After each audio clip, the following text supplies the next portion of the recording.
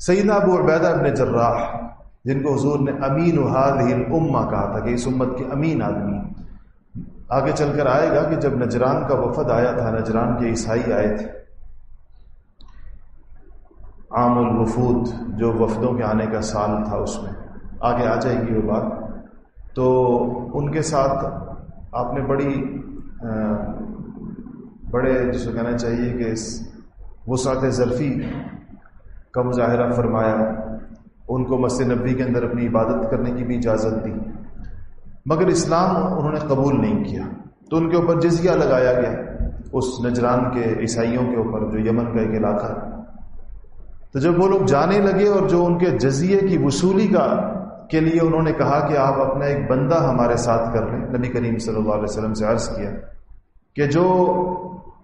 ہم جو جزیہ دیں گے تو اس کو لے کر آئیں، لیکن بندہ